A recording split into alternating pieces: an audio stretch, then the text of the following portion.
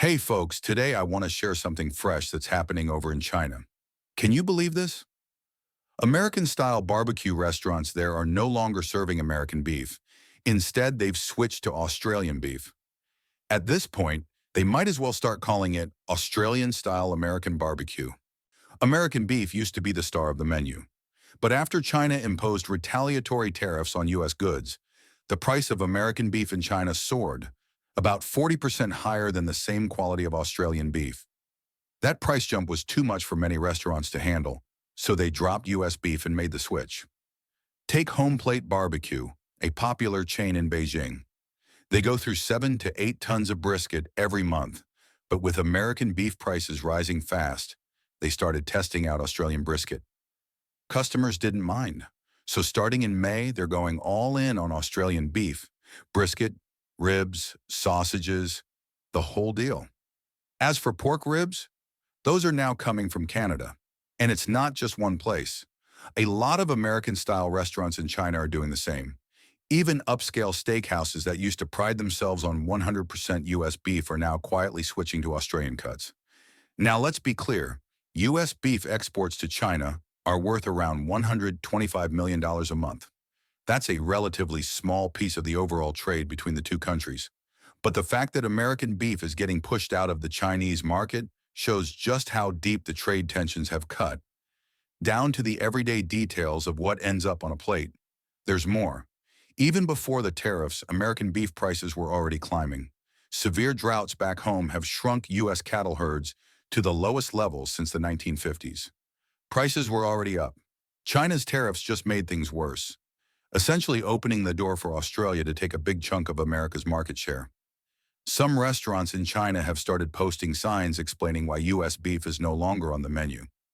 Others are using it as a chance to educate customers about the differences between American and Australian beef. And that's the bigger picture here. What seems like a small change, one ingredient swapped out, actually reflects shifting supply chains, economic decisions, and the real-world consequences of the U.S.-China trade conflict. You probably didn't expect it, but this trade war is now reshaping the taste of American food on Chinese dinner plates. Hello，兄弟们，大家好！好多朋友啊都在问我们，就是你的科尔斯顿美国肉怎么还没来呢？ Hey guys, what's up? A lot of you have been asking, yo, where's that Creekstone beef you promised? We haven't posted any updates for a while, cause honestly we thought it was just a small hiccup. Figured it'd get sorted in no time. As of March 16th, about 500 to 600 American meat plants had their export licenses to China expire. Back in the day, when your license was about to run out, all you had to do was go to the Ministry of Commerce website in China, click to auto-renew, and boom, you're good. The meat factories didn't even have to lift a finger. The U.S. Meat Export Federation usually handled it for you. But now, the system's stuck. No updates are going through. So any American beef produced after March 16th can't enter China. That includes pretty much every U.S. beef brand you've heard of. Yep, Creekstone too. Our orders with the factory? Postponed. Our airline bookings for shipment? Canceled. And honestly, there's nothing we can do. You can be tough, but you can't wrestle a power pole.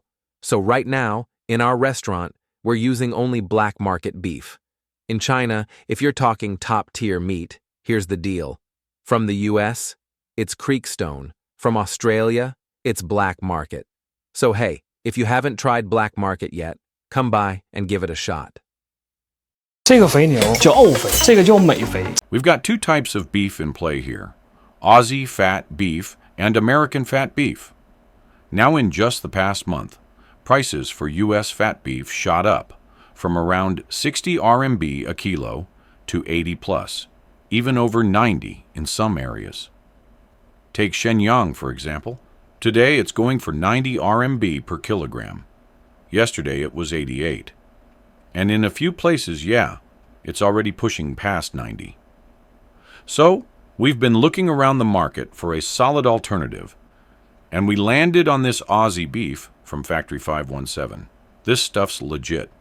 It's a grade 3 beef, which is top tier. Here's a quick beef grading lesson.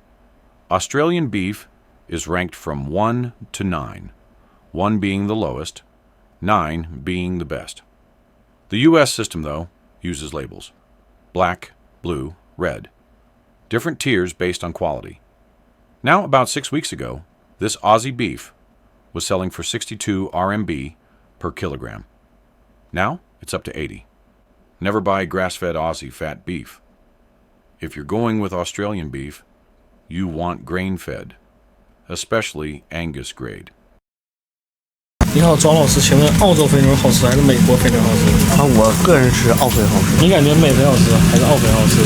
我感觉美肥好吃，澳洲肥牛澳肥好吃。我觉得美肥好吃。觉得美肥口感好一点，澳肥更香一些。我觉得口感来说，澳肥也挺好吃的。美肥好吃，澳肥美肥好吃。我觉得美肥好吃，澳肥好吃。我感觉没啥差别。觉得澳肥好吃。我觉得美肥比较好吃点。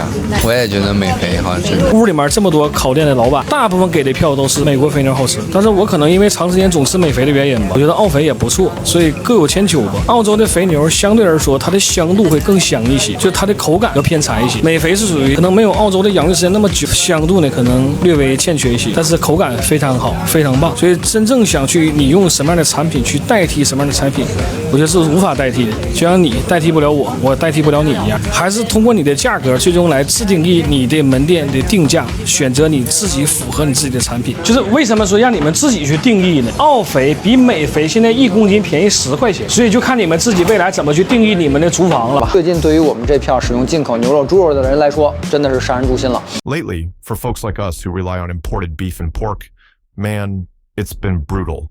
Feels like getting hit in the gut and stabbed in the wallet at the same time.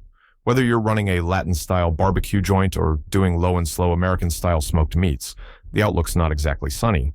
If you're still holding out hope that U.S. brisket prices will go back to what they used to be, hate to break it to you, but that dream is probably long gone. See, in the U.S., demand for brisket has gotten so high that the domestic supply is barely enough to feed their own market. And word on the street is, some American factories, they're actually outsourcing, having cuts done in New Zealand or Australia, just following U.S. specs, slapping on a label, and shipping it back out. So, yeah, made in the USA might not mean what you think anymore. And when the market gets this messy, you can bet some sellers are going to start cutting corners, passing off lower quality meat as premium. These days, it's not just about getting the cheapest deal. It's about the value you get for the price. Quality to price ratio matters more than ever. If you see a restaurant offering Aussie Wagyu at some crazy low price, don't take it at face value. Some of China's high-end restaurants used to rely on U.S. beef for up to 70% of their supply. But with tariffs now soaring to 91%, March's export volume from the U.S. to China dropped off a cliff from 5,000 tons down to just 54 tons.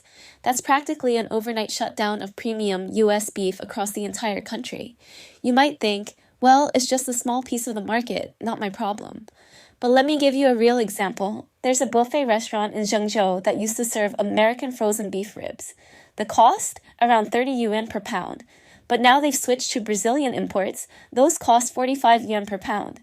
Sure, domestic grass-fed ribs are cheaper, but a lot of customers say it just doesn't taste the same. No real beef flavor. So the owner has no choice but to take the hit. I'll bet you this.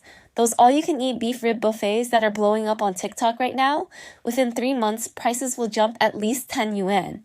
The ones that can't hold on, they'll shut down. And that's not even the worst of it. Tariffs on U.S. soybeans have pushed feed prices up by 50%.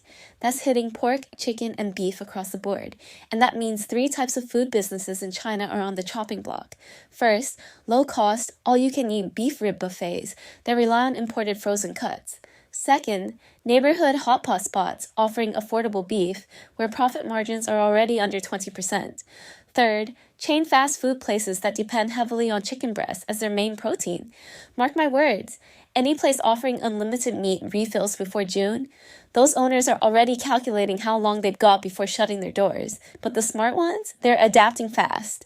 First strategy, embrace domestic beef. Orders for marble beef from Inner Mongolia are up 30%. Cold chain logistics and local sourcing are now actually cheaper than importing. Restaurants are even labeling their menus with things like grassland worker beef to create that premium feel, while still raising the average ticket by 20%. Second strategy, mix and match. beef ribs with Brazilian chicken gizzards, plus locally sourced brisket. That combo slashes costs in half. Some brands are already doing this, quietly. That's it for today's episode. If you're curious about what's really happening inside China, the stuff that doesn't always make the headlines, make sure to hit like, drop a comment, and most importantly, subscribe. I dig up the stories that show how China's moves are reshaping the global game. You don't want to miss what's coming next.